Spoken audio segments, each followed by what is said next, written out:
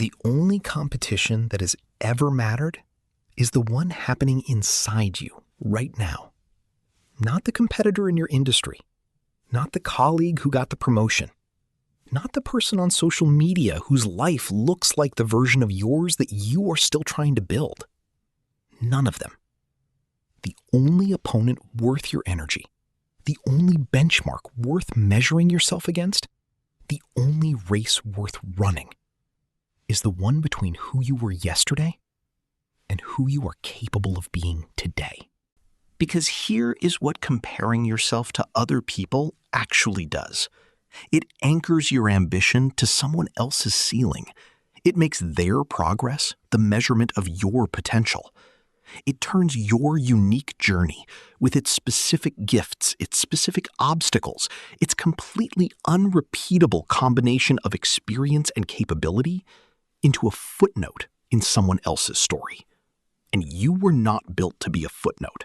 You were built to be the author. And authors do not measure their work against other authors.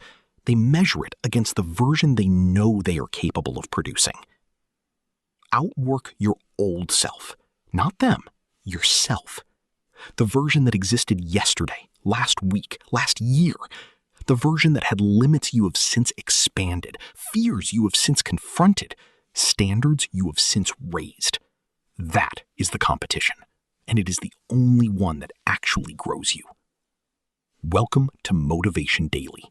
Let me show you what this looks like when 3 extraordinary people took it to its absolute limit. Think about Eliud Kipchoge, the Kenyan marathon runner who broke the 2-hour barrier, a feat so long considered physiologically impossible that the running world had essentially agreed it could not be done by a human being. What most people do not realize about Kipchoge is that his training philosophy is not built around beating other runners. It is built around one principle he repeats so consistently it has become inseparable from his identity. No human is limited. He does not study his competitors. He studies himself.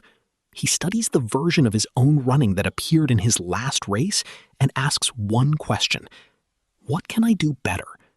Not compared to the field, compared to himself. His training partners have described sessions where Kipchoge ran alone at a pace nobody else could sustain, not to beat the group, but to exceed what the previous version of Kipchoge could hold. Every session was a conversation between the man he was and the man he was becoming. The sub-2-hour marathon did not come from racing other people.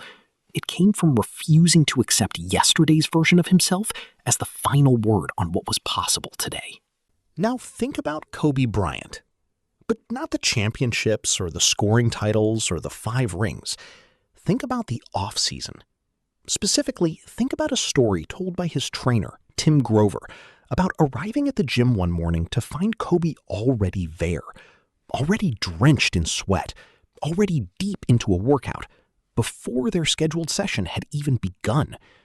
Grover asked how long he had been there. Kobe told him. It was a number of hours that made Grover, himself a legendary trainer of elite athletes, stop and recalibrate what he thought he knew about preparation.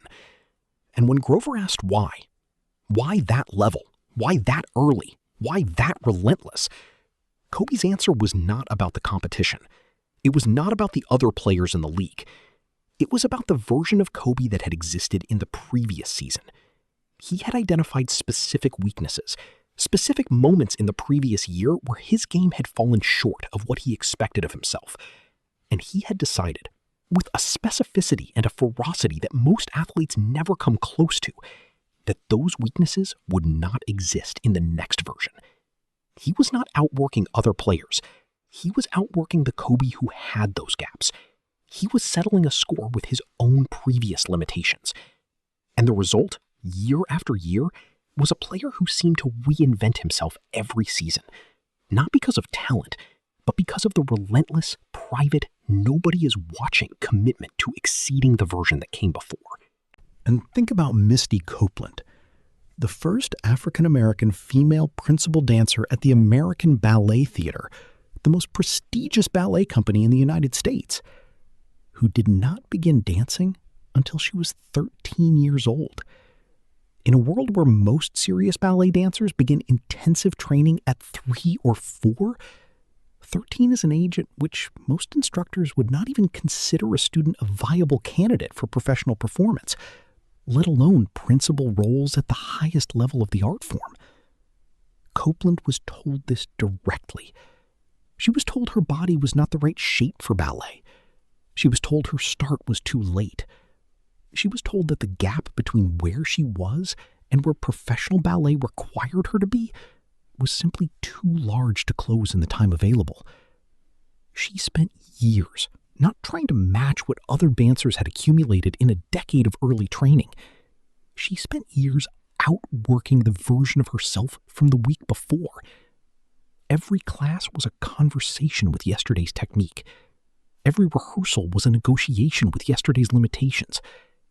She closed the gap not by comparing herself to the dancers who had a decade's head start, but by refusing to allow yesterday's Misty Copeland to be the best Misty Copeland available.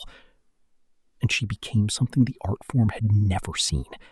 Not despite starting at 13, but because of what a person builds when they outwork their own previous self with that kind of singular, excuse-free intensity every single day. Here is what those 3 stories make undeniable. The people who reach levels others consider impossible are not competing against the world. They are competing against themselves. They are running a race with a finish line that moves every time they reach it, because reaching it means only that the previous version has been exceeded. And now the question is whether the current version can be exceeded too. That is the race. It has no end. It has no ceiling. It has no competitor who can win it for you or lose it on your behalf. It is entirely, exclusively, non-negotiably yours. So today, right now, I want you to ask yourself the question that changes everything. In the area of your life that matters most, what would it look like to outwork your old self today? Not outperform the person beside you. Not match the standards someone else has set. What would it look like to be measurably, concretely, undeniably better than the version of you that existed yesterday? Answer that question. Then go live the answer. No excuses, no comparisons. No one else to beat. Just you versus the version of you that came before.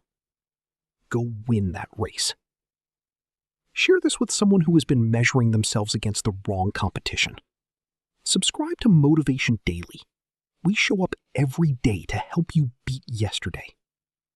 Drop a comment and tell me, what is one specific way you are going to outwork your old self today?